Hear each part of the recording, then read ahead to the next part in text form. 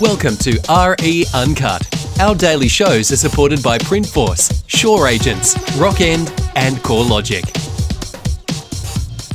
They say behind every successful man there's a woman. It's pretty true. So who's behind your success? Who do you turn to? Who do you focus on? And probably more important... There is a man in the picture. Yeah. But No, well, I wasn't asking you.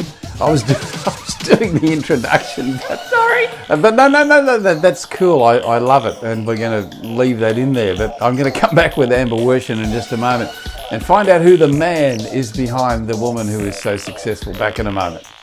Outsourcing will dramatically improve your productivity and profitability. Shore Agents have created a staffing solution to provide great staff who can perform duties in property management, sales, marketing and administration, and at a fraction of the cost, giving you and the team more time to spend on the dollar productive tasks.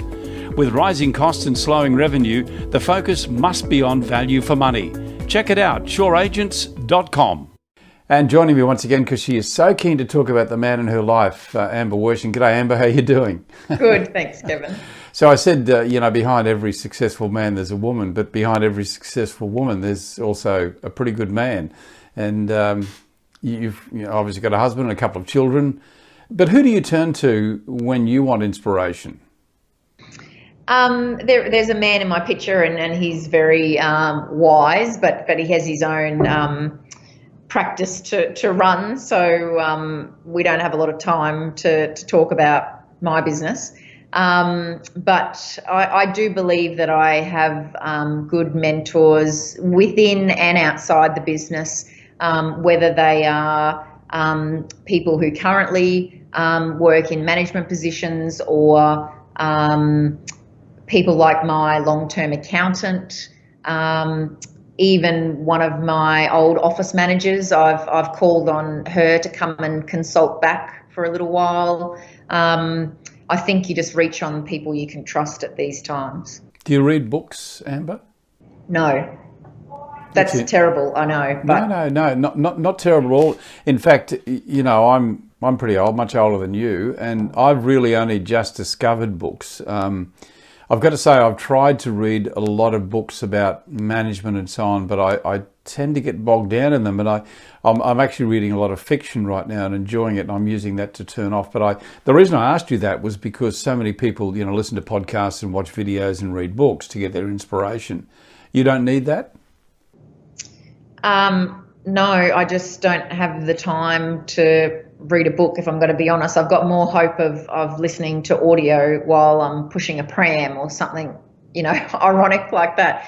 Or if I'm going to read a book, it's generally about parenting, if I'm going to be honest, because that's a bigger challenge for me than running a real estate agency. But I think we're just all in a different space, and I've got 3 young children at the moment, so...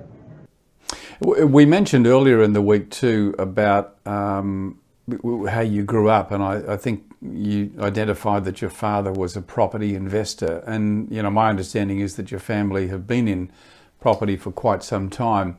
Did that influence your decision to get into property? Is that what fired your imagination about it, do you think? Definitely. I don't think if I hadn't seen my parents passionate and investing in property that I would have bought my first property when I was 16. I wouldn't have even probably thought about that at the time. But I saved and then looked, and thankfully my late uncle was an agent at the time, so I got to see what it was all about with him. Did you keep that property for a while? I did. It's the only one of the only ones that we've sold. Probably shouldn't have sold it anyway, but the experience was, and even only 16 at the time, I didn't feel like the agent did a good job, and I worked out what commission he would have made from the transaction, and that's when I decided to come into real estate. What was it like from the outside to get inside? I've heard that story quite often. I didn't like the way I was handled, so I went into real estate. And then you realise that it's probably a little bit different once you get inside, Amber. Oh, it always is, but I don't think I knew what to expect. And I'm someone who likes change, and this is a very good industry for someone that likes change.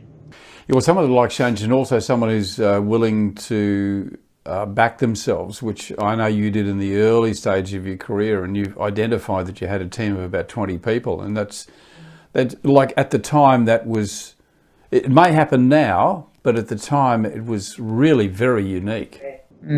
Yep. Yep, but yep, I was running, and that's just what happens, one at a time. It's like everything. Yeah, wonderful stuff. Amber, I want to round the series out tomorrow. I want to talk to you about what it was like that first day when you opened the door, and let's walk through those very early years. Amber Worsham, my guest, and Amber will be back with me again tomorrow. Thanks, Amber. Thanks, Kevin. The daily RE Uncut shows are supported by Printforce, Shore Agents, Rock End and CoreLogic. RE Uncut is one of the anchor shows at retplus.com, the home of property.